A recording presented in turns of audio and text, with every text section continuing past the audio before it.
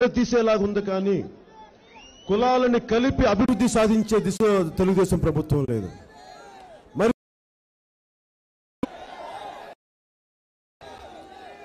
నేను ఇవన్నీ మాట్లాడుతుంటే వారికి సడన్గా పవన్ కళ్యాణ్కి కులం అంటాడు. నాకు నిజంగా చెప్పాలంటే నా జీవిత కాలంలో ప్రతి సభలో కూడా చెప్తాను సిగ్గు లేకుండా, నాకు నిజంగా చిన్నప్పటి నుంచి నేను మనిషినన్న భావన తప్ప నా రంగు ఎలా ఉంటానో, నేను రూపు ఎలా ఉంటుందో, జుట్టు నల్లగా ఉంటుందా తెల్లగా ఉంటుందో నాకు తెలియదు. అలాంటిది ఈ నా రక్తం ఎరుపు రక్తం అయినా నేను చాలా మామూలు మనిషిని. నా కులం లేదు, నాకు మతం లేదు, ప్రాంతం లేదు. మా నాన్న అలా పెంచారు, మా అమ్మ సంస్కారం నేర్పింది. ఆ సంస్కారం ఉండబట్టే, కులాలకి అతీతంగా ఉండబట్టే ఒక తెలుగుదేశం పార్టీకి మనస్ఫూర్తిగా 2014లో మద్దతు పలకగలిగాను. అది తెలుగుదేశం పార్టీ మర్చిపోకూడదు. అలాంటి నన్ను చూడండి, ఒక జెండా మట్టుకుంటే, ఒక పార్టీ జెండా పట్టుకుంటే నాకు నెక్స్ట్ పదవి ఏమి ఇస్తామని అడుగుతారు.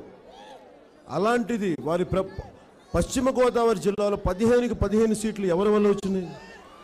జనసేన వల్ల వచ్చింది. వారికి జనసేన అండగా నిలబడకపోతే ముఖ్యమంత్రి గారు ముఖ్యమంత్రి అయ్యేవాళ్ళ? మరి వారు మనకిచ్చింది ఏంటి అంటే రిటర్న్ గిఫ్ట్, నాకు కులం అంటగట్టారు ఆయన కొత్తగా.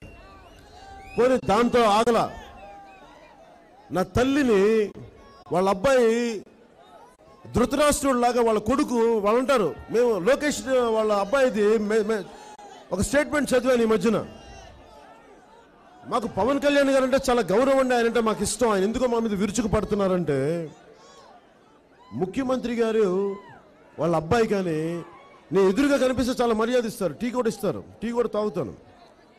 వెనక నుంచి పొడి చేస్తారు, వెనక నుంచి తిడతారు, వెనక నుంచి బూతులు తిట్టిస్తారు. ఒక 6 నెలలు నన్ను తిట్టించారు రకరకాల మాధ్యమాల ద్వారా, భరించాను. కానీ ఆఖరికి లోకేష్ స్థాయి వ్యక్తులు కూడా, వారు కూడా ఒక తల్లికి బిడ్డే కదా, మరి నా తల్లిని ఎలా దూషించగలిగారో నాకు నిజంగా అవగతం కాలేదు, చాలా బాధ కలిగింది. అంటే తెలుగుదేశం పార్టీకి సపోర్ట్ చేస్తే మా అమ్మ నన్ను చాలా సంస్కారంగా పెంచితే అలాంటి నా తల్లిని ముఖ్యమంత్రి గారు అబ్బాయి దూషించాడు ఒక డిజైన్ ప్రకారం. నాకు చాలా బాధ కలిగింది. అంటే ఎందుకు దూషించారంటే పవన్ కళ్యాణ్ కోపం వచ్చేది అనేస్తాడంటే నేను పడతాను, నేను సామాన్యుని, నాకు మాధ్యమాలు లేవు, ఛానల్స్ లేవు, పేపర్ లేవు, డబ్బులు లేవు, వేల కోట్లు లేవు, కానీ గుండెల నిండా ధైర్యం ఉంది నాకు.